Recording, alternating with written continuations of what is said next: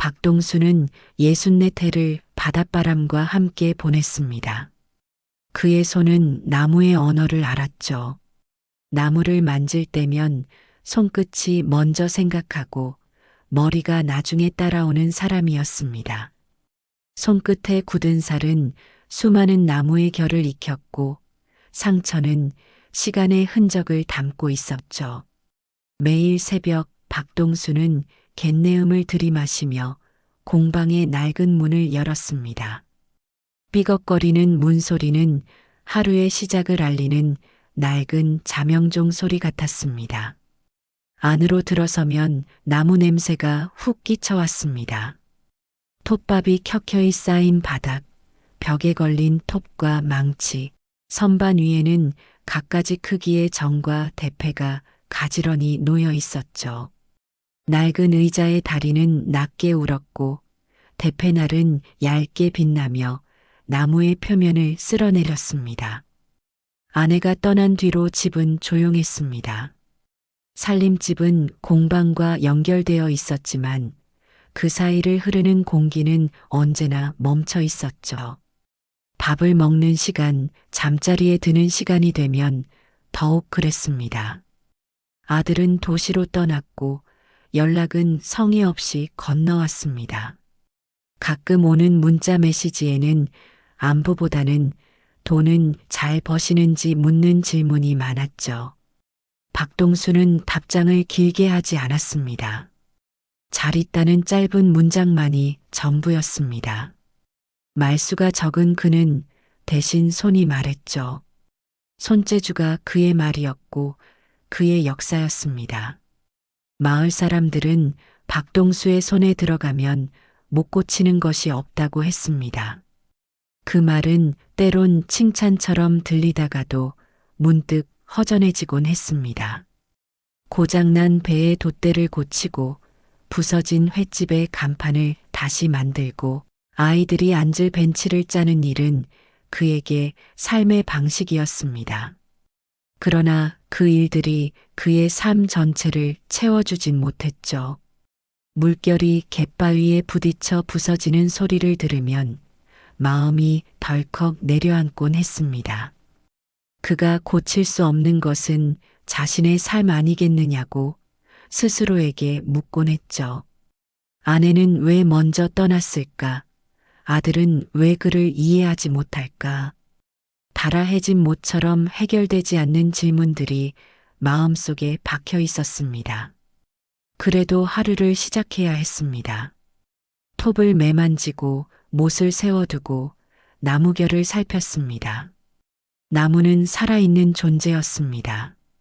어떤 나무는 곱고 단단하며 어떤 나무는 뒤틀리고 유연했습니다. 그는 그 나무들의 성격을 이해하려 애썼죠. 옹이가 박힌 곳은 더 섬세하게 다뤄야 했고 갈라진 틈은 정교한 덧댐으로 메워야 했습니다. 그의 손재주는 굶지 않게는 해줬습니다. 빚이 남아있어도 숨은 쉬게 해줬죠. 공방은 그의 숨통이었습니다. 박동수는 가끔 아들이 떠나던 날을 떠올렸습니다. 그날도 갯바람이 거칠게 불었죠. 아들은 트렁크를 끌고 공방 문을 나서며 말했습니다. 아버지는 왜 아직도 이런 거 붙잡고 살아요? 돈도 안 되는 일을. 그의 눈빛에는 경멸과 안타까움이 뒤섞여 있었습니다. 박동수처럼 살고 싶지 않아요. 그 말이 그의 등허리에 박힌 못처럼 남아 있었죠. 아들에게 그의 삶은 그저 낡고 초라한 것이었습니다. 바닷가에 서면 공방의 창과 바다 수평선이 나란히 보였습니다. 공방은 좁고 어두운 그의 세계였고 바다는 넓고 무한한 타인의 세계였죠. 둘 다 멀고 말이 없었습니다. 그 사이를 잇는 일은 묵묵한 손뿐이었습니다. 그는 자신의 삶과 아들의 삶, 공방과 바다 사이의 간극을 메우기 위해 끊임없이 손을 움직였습니다. 그날도 박동수는 나무를 만지다 문득 멈췄습니다. 늦은 오후의 햇빛이 문턱 너머로 길게 밀려 들어왔죠. 공기 중에 떠다니는 먼지들이 반짝이는 금가루처럼 춤을 추었습니다. 이 빛이 내일도 올까? 그는 그렇게 묻고 다시 대패를 밀었습니다.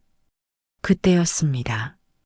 오랜 세월 소식이 끊겼던 사람이 공방 문을 밀고 들어왔죠. 그의 얼굴에는 거친 바람과 세월의 자국이 깊게 새겨져 있었습니다. 그는 김노인이었습니다. 자신의 삶에, 그리고 이 작은 공방에 거대한 폭풍을 몰고 올 것을 예감하지 못한 채 박동수는 그를 맞이했습니다. 그의 등 뒤로 보이는 바다는 짙은 회색빛으로 물들고 있었죠. 김노인은 이른 가까운 얼굴에 바람 자국을 달고 있었습니다. 그의 눈가에는 바다의 소금기가 박혀 있는 듯 했죠. 김노인은 젊은 날 배를 탔다고 말했습니다. 그의 목소리는 파도처럼 낮고 굵었습니다. 박동수는 허리를 펴고 인사를 했습니다. 김노인은 아무 말 없이 고개를 끄덕이더니 낡은 배 하나를 가리켰습니다. 저 배를 살릴 수 있겠소? 해변 창고에 누워있는 배였습니다. 선체는 온통 이끼와 곰팡이로 뒤덮여 있었고 나무는 물을 잔뜩 머금어 검게 변색돼 있었죠. 사가버린 밧줄과 부서진 돛대, 모든 것이 폐허 같았습니다. 김노인은 젊은 시절 바닷속에서 건져 올렸는데 손을 대지 못하고 수십 회를 묵혔다고 했습니다. 박동수는 천천히 배에 다가갔습니다. 손가락으로 선체를 두드려 소리를 들었죠. 물을 오래 먹은 나무의 둔탁한 음이 울렸습니다. 속이 텅 빈 소리가 아닌 무거운 침묵이었습니다. 살릴 수 있냐는 김노인의 말은 박동수에게 살고 싶냐고 묻는 말과 같았습니다. 박동수는 손끝으로 갈라진 이음새를 짚으며 말했습니다. 고쳐보겠습니다. 김노인은 눈빛을 낮추며 말했습니다. 돈은 많지 않소? 박동수는 고개를 끄덕였습니다. 그에게도 돈은 많지 않았습니다. 빚은 아직 남아 있었고 체력은 예전만 못했죠. 하지만 그 배는 단순한 나무 조각이 아니었습니다. 그것은 한 사람의 희망, 그리고 그의 삶 그 자체처럼 보였습니다. 박동수의 마음이 움직였습니다. 그날 저녁 아들이 내려왔습니다. 예고 없는 방문이었죠. 아들은 공방 문턱을 넘으며 퀴퀴한 나무 냄새를 맡고 인상을 찌푸렸습니다. 아버지, 왜 아직도 이런 것을 붙잡고 사세요? 아들의 목소리는 차가웠습니다. 박동수는 대답을 아꼈습니다. 공방 냄새가 싫다며 아들은 창문을 활짝 열었습니다. 바닷바람이 거세게 들어와 작업 중이던 톱밥을 흩날렸습니다. 아들은 한숨을 쉬며 말했습니다. 집을 팔아 빚을 정리하는 게 낫지 않겠어요? 아버지도 이제 편히 쉬셔야죠. 박동수는 고개를 저었습니다. 내 손으로 벌어, 내 손으로 갚아야지. 아들은 길게 한숨을 내쉬었습니다. 박동수의 고집은 바다보다 깊다고 하더니 정말이네요. 그 말은 낡은 못처럼 다시 박동수의 가슴에 박혔습니다. 아들에게는 자신의 삶이 그저 고집스럽고 보잘것없는 것으로 보인다는 사실이 아팠습니다. 하지만 박동수는 아들의 말을 외면하고 배를 맡았습니다. 배를 살리면 자신도 조금은 살아날 수 있을 것 같았습니다. 이 낡은 배를 통해 무언가를 증명하고 싶었는지도 모릅니다. 아들에게 그리고 스스로에게. 바다에서 돌아오는 길에 김노인은 낮은 목소리로 덧붙였습니다. 이 배에는 사연이 있어. 마을에 오래 떠도는 이야기였습니다. 전쟁 전후로 비밀스러운 물건을 실었던 상선이 침몰 직전 짐을 버리고 도망쳤다는 소문이었죠. 박동수는 허공을 스쳤습니다. 소문은 바람 같다고 생각했습니다. 하지만 바람이 흔들어주는 방향을 따라 손은 움직이기 마련이었죠. 그 소문이 사실이든 아니든 이 배를 고치는 일은 박동수의 삶에 새로운 목적을 부여했습니다. 김노인의 간절한 눈빛과 아들의 실망 어린 시선 사이에서 박동수는 망설이지 않았습니다. 다음 날 새벽 박동수는 대패와 망치를 챙겨 해변 창고로 향했습니다. 그는 이 배를 다시 바다에 띄울 수 있다고 믿었습니다. 그 믿음이 그의 손을 움직이게 했고 그의 삶에 새로운 바람을 불어넣어 줄 것이라고 확신했습니다. 그는 이 배를 통해 잃어버린 자신의 일부를 되찾고 아들에게 자신의 삶이 얼마나 가치 있는 것인지 보여주고 싶었습니다. 낡은 배를 고치는 일은 단순히 생계를 위한 일이 아니었습니다. 그것은 그의 마지막 자존심이었습니다. 박동수는 새벽에 공방 문을 열고 해변 창고로 향했습니다. 그는 낡은 작업복을 입고 손에는 망치와 끌을 들었죠. 창고 문을 열자 눅눅한 바다 냄새와 묵은 나무 냄새가 뒤섞여 코를 찔렀습니다. 박동수는 녹슨 볼트를 풀고 물을 잔뜩 머금은 판재를 하나씩 드러냈습니다.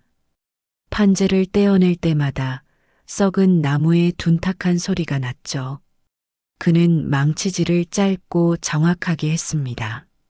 한 번에 박히지 않으면 나무가 화를 내는 법이었으니까요.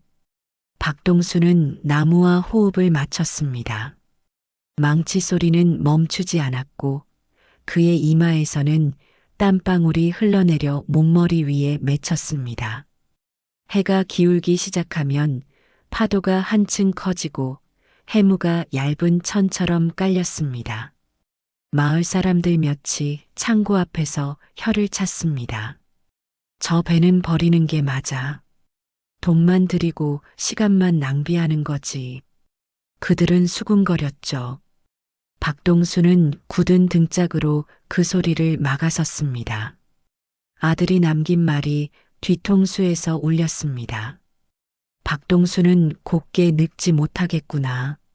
그는 대꾸 대신 손에 힘을 더했습니다. 자신의 삶을, 자신의 고집을 함부로 재단하는 사람들의 말에 일일이 신경 쓸 여유가 없었습니다. 김노인은 가끔 들러 따뜻한 차를 놓고 가곤 했습니다.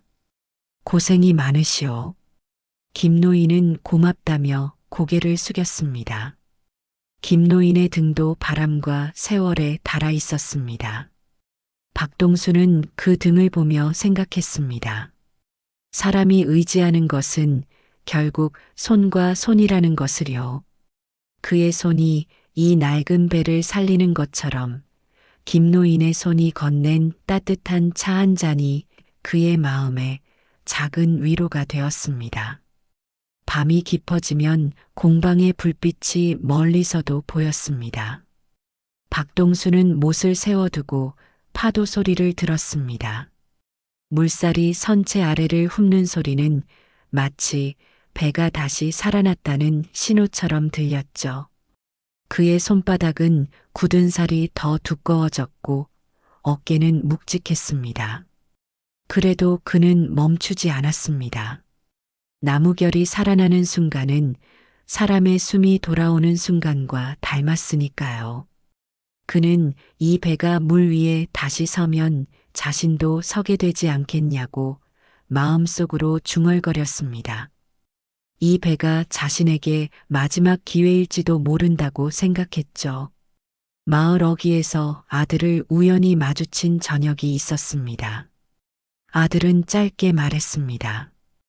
회사로 올라가겠어요. 박동수는 알겠다고만 했습니다. 말이 더 길어지면 서로에게 상처만 늘어난다는 것을 잘 알았기 때문이죠. 아들은 한동안 아무 말 없이 서 있었습니다. 그리고는 마치 마지막 인사를 하는 것처럼 고개를 꾸벅 숙이고는 등을 보였습니다. 그날 밤 박동수는 창고에 더 오래 남아 있었습니다. 파도 소리가 유난히 또렷하게 들렸습니다. 밤하늘에는 별이 총총 박혀 있었고 그는 홀로 낡은 배와 함께 있었습니다. 배는 그에게 작은 신호를 보내오는 것 같았습니다. 포기하지 마세요. 우리 함께 다시 바다로 나아가요.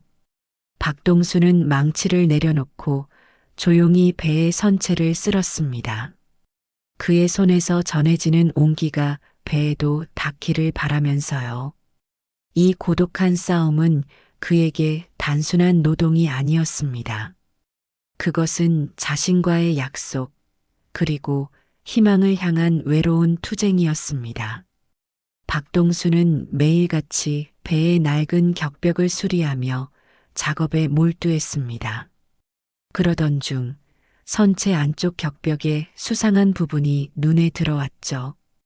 다른 곳과는 다르게 못자국 간격이 미묘하게 달랐고 이음매가 인위적으로 숨겨져 있었습니다.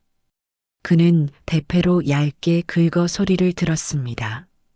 보통 나무 속이 텅 비면 울리는 소리가 나지만 이 부분은 둔탁하고 막힌 울림이었습니다. 무언가 그 안에 갇혀 있다는 느낌이 들었죠. 박동수는 즉시 김노인을 불렀습니다. 김노인은 망설이는 기색 없이 그 부분을 확인했습니다. 오래전 바닷속에서 이 배를 건져 올릴 때 이 구역은 애초부터 닫혀 있었소. 손을 댈 여유도 지식도 없었지요. 김노인은 씁쓸한 표정으로 덧붙였습니다. 그제야 박동수는 확신했습니다.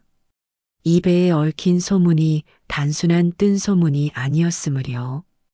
박동수는 숨을 고르고 톱날을 얇고 단단한 것으로 바꿨습니다. 격벽을 따라 조심스럽게 잘라내자 묵은 먼지가 공기 중으로 흩어졌습니다. 기침이 터져 나올 만큼 퀴퀴한 먼지 속에서 낡은 철상자가 모습을 드러냈죠. 표면에는 오래된 글씨가 희미하게 남아 있었고 자물쇠는 오랜 시간 바다에 잠겨 있었던 흔적을 고스란히 품고 있었습니다.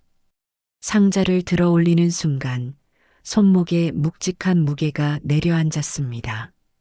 이 무게는 단순한 쇠붙이의 무게가 아니었습니다.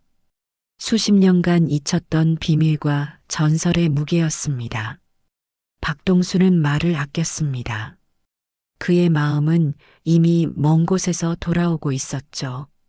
상자를 창고 바닥에 내려놓고 김노인을 바라보았습니다. 김노인의 눈동자가 떨렸습니다. 그는 마치 꿈을 꾸는 사람처럼 혼잣말을 중얼거렸습니다. 젊은 시절부터 마음 한구석을 차지한 의문이 이제야 닿는구나. 상자 옆면의 경첩은 녹이 잔뜩 슬어 있었지만 패여나간 자리로 보아하는 건조하게 보존된 듯 했습니다. 박동수는 생각했습니다. 전설이 먼지로 남은 것일까? 아니, 전설은 종종 현실로 걸어 나오지 않는가. 그의 심장이 거세게 뛰기 시작했습니다.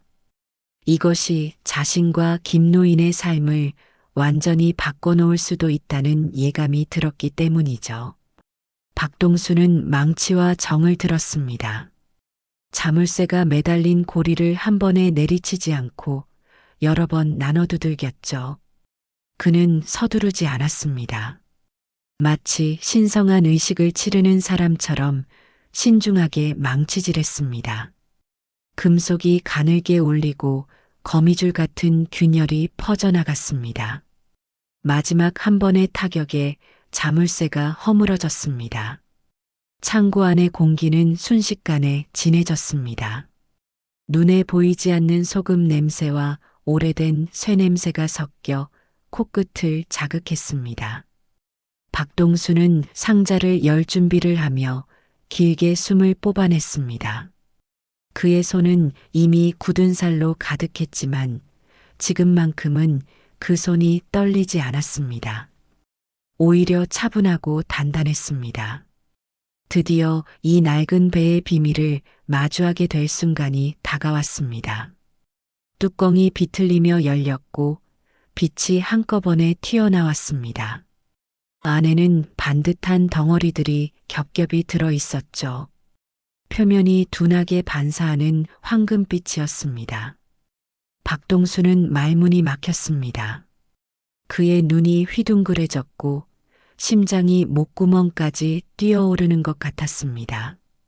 그가 평생 만져왔던 나무의 감촉과는 전혀 다른 차갑고 묵직한 감촉이 손끝을 통해 전해졌죠. 김노인은 무릎을 꿇듯 주저앉았습니다. 그의 손이 떨렸고 눈가가 축축해졌습니다.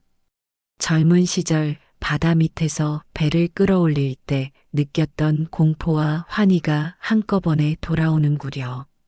김노인은 낮게 말했습니다.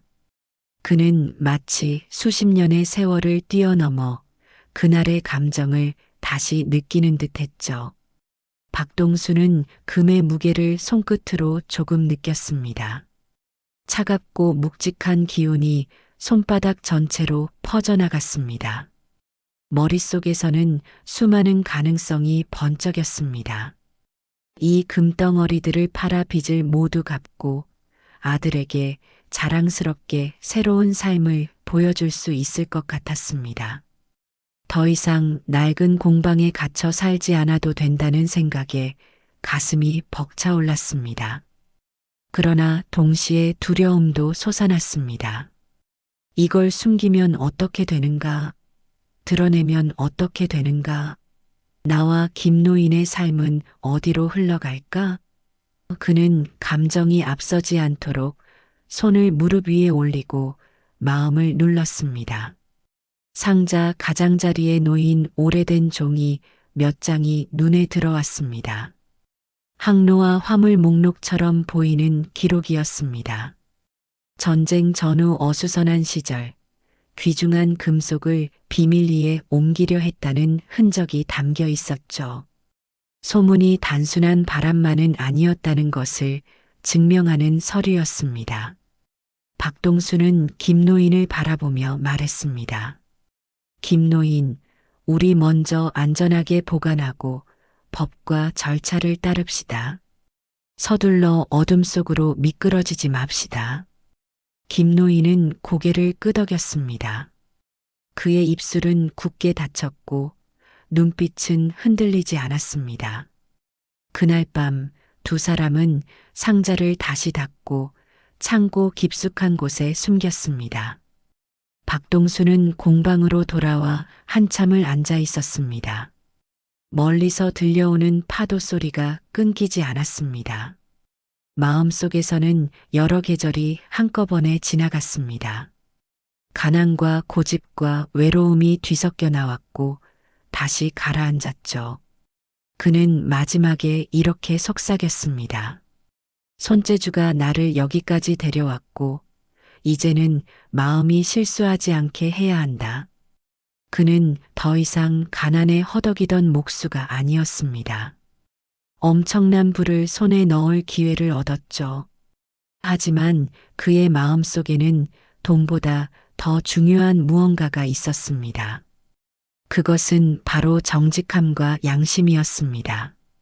그는 자신의 손으로 만든 작품처럼 그의 삶 또한 올곧고 정직하게 완성하고 싶었습니다. 그가 해온 모든 일은 결국 그 자신의 정직함을 지키기 위한 과정이었다는 것을 깨달았습니다. 박동수는 다음 날 아침 곧바로 변호사 오미정을 찾아갔습니다. 그녀의 사무실은 바다와 멀지 않은 작은 항구 도시에 있었죠. 박동수는 사실을 숨기지 않고 차분히 말했습니다.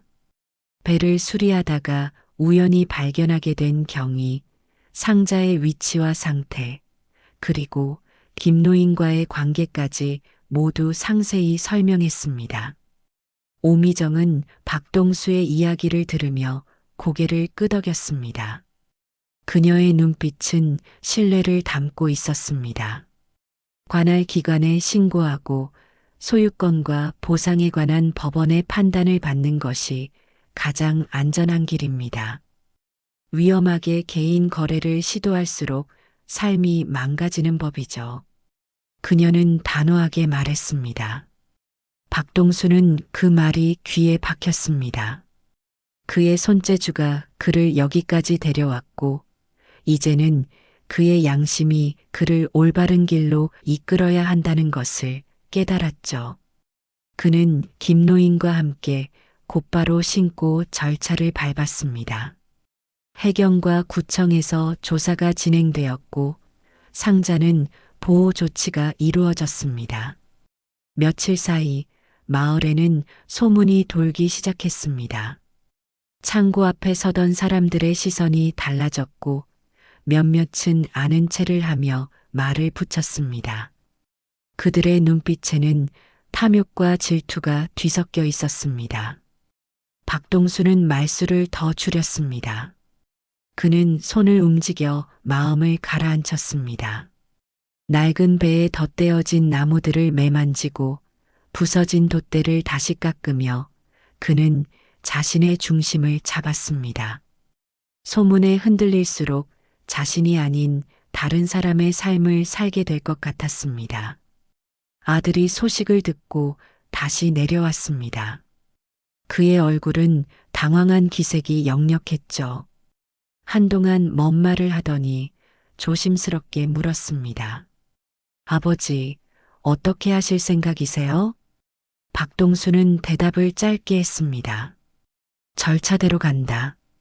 아들은 낯선 눈빛으로 그를 보다가 이내 눈빛을 누그러뜨렸습니다. 그는 그제야 박동수의 손을 바라보았습니다. 굳은 살로 뒤덮이고 상처가 겹겹인 거친 손이었죠. 아들은 낮은 목소리로 말했습니다. 존중하겠어요. 그 말은 오래 묵은 못한 개를 뽑아낸 것처럼 박동수의 가슴을 살짝 풀어주었습니다. 아들이 자신의 삶을 이해하려 한다는 작은 신호였으니까요. 김노인은 밤마다 창고 앞에서 파도 소리를 들었습니다. 다 된 일이라고 생각하지 맙시다.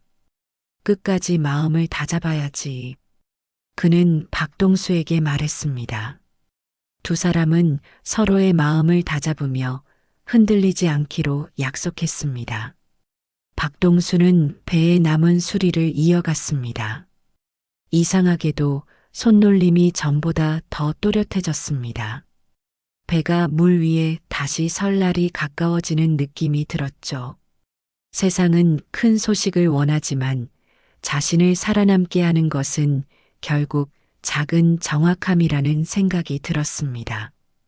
그래서 그는 몸머리를 한 번 더 눌러 고정했습니다. 이 선택이 자신과 김노인, 그리고 아들의 삶에 어떤 결과를 가져올지 알 수 없었지만 그는 자신의 양심을 믿었습니다. 그가 할 수 있는 최선의 선택이었으니까요. 몇 달의 조사와 신문, 그리고 감정이 이어졌습니다. 박동수와 김노인은 수없이 많은 질문에 답해야 했죠. 기록은 상자가 전쟁 전후 혼란 속에서 비밀 수송에 쓰였다는 정황을 뒷받침했습니다. 마침내 법원은 김노인과 박동수의 공동 발견과 정당한 신고를 인정했습니다.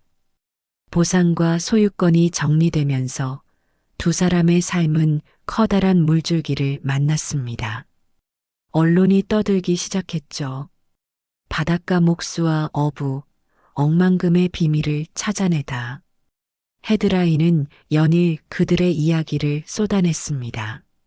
하지만 박동수는 인터뷰를 최소로 했습니다. 그는 자신을 띄우려는 언론의 관심이 불편했습니다. 김노인은 웃으며 말했습니다. 박동수가 아니었으면 이 상자는 영영 밖으로 나오지 못했을 거요. 김노인은 보상금의 절반을 박동수의 몫이라고 했습니다. 박동수는 고개를 숙였습니다. 그의 마음속에서는 수많은 해가 지나갔습니다. 가난과 고집, 외로움으로 점철되었던 세월이 주마등처럼 스쳐갔죠. 아들이 조용히 그의 옆에 섰습니다. 아들은 더 이상 실망이나 경멸의 눈빛을 보이지 않았습니다. 아버지 같은 끈기와 정직을 배우고 싶어요. 그의 말 속에 그동안의 서운함과 오해가 천천히 녹아내렸습니다. 박동수는 아들의 진심 어린 말에 가슴이 뭉클해졌습니다. 돈으로는 살 수 없는 소중한 것을 얻은 기분이었죠. 박동수는 공방을 새로 손봤습니다. 오래된 대패를 다시 갈고 새 나무 냄새를 들여놓았죠. 억만금의 돈이 들어왔지만 그의 손이 할 일은 달라지지 않았습니다. 다만 어깨의 무게가 조금 가벼워졌을 뿐이었죠. 그는 여전히 망치와 톱을 들고 나무를 다듬었습니다. 마을 사람들은 예전의 수군거림을 거두고 박수를 보냈습니다. 그는 마을 아이들의 낡은 책상과 의자를 고쳐주며 자신의 손재주가 얼마나 값진 것인지 다시금 깨달았습니다. 김노인은 창고에서 배를 바라보며 몇 번이고 눈을 감았습니다. 이제 바다를 무섭지 않게 볼 수 있소. 그의 목소리에는 깊은 평화가 깃들어 있었습니다. 그에게도 그 배는 단순한 낡은 배가 아니었죠. 오랜 세월 가슴속에 묻어두었던 한을 풀어준 존재였습니다. 배는 드디어 물 위에 섰습니다. 햇빛이 선체를 따라 흘렀고 바람이 돛줄을 간지렸습니다. 박동수는 데크에 앉아 자신의 손바닥을 펼쳐보았습니다. 굳은 살은 여전히 거칠었지만 그 거칠음이 그의 전부를 설명하지 않는다는 것을 이제야 알게 되었습니다. 그는 이제 돈으로도 살 수 없는 진짜 가치를 얻었으니까요. 박동수는 새 집을 짓지 않았습니다. 대신 마을 끝 언덕에 작은 작업장을 하나 더 올렸죠. 바람을 피하고 햇빛을 오래 받아들일 수 있는 곳이었습니다. 그는 아침마다 그곳에서 차를 끓여 마셨습니다. 따뜻한 숨이 올라오면 마음이 먼저 가라앉았죠. 아들은 주말마다 내려와 공방 일을 배웠습니다. 못을 고르고 나무결을 읽는 법을 익혔죠. 아들은 가끔 말했습니다. 손이 말하는 법을 이제 조금 알겠어요. 박동수는 고개를 끄덕였습니다. 돈이 들어오자 주변에서 많은 제안이 쏟아졌습니다. 땅을 사라는 사람, 투자하라는 사람, 사업을 벌이라는 사람까지. 하지만 박동수는 서두르지 않았습니다. 그는 김노인과 상의해 보상금의 일부를 마을 배수리와 안전설비에 쓰기로 했습니다. 바다는 사람을 살리기도 하고 데려가기도 하니 준비가 필요하지 않겠습니까? 김노인은 박동수의 말에 동의했습니다. 사람들은 박수치며 두 사람의 결정에 감사를 표했습니다. 어느 날 해가 맑은 오후 박동수는 고쳐낸 배를 몰고 바다로 나갔습니다. 물길은 잔잔했고 바람은 가볍게 등을 떠밀었습니다. 그는 데크에 앉아 조용히 속삭였습니다. 내 삶은 결국 손으로 이어왔고 손으로 지켜왔구나. 억만금의 돈이 그를 바꾸지는 않았습니다. 다만 그의 안에 있던 굳은 각을 조금 부드럽게 만들었을 뿐이었죠. 아들이 건넸던 말이 떠올랐습니다. 아버지 같은 정직을 닮고 싶어요. 박동수는 마음속으로 대답했습니다. 정직은 결과가 아니라 습관이란다.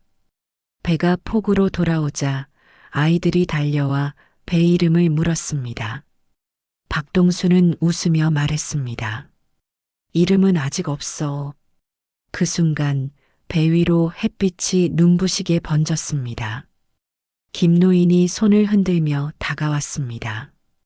김노인의 눈빛이 말했습니다. 이제 정말로 괜찮아.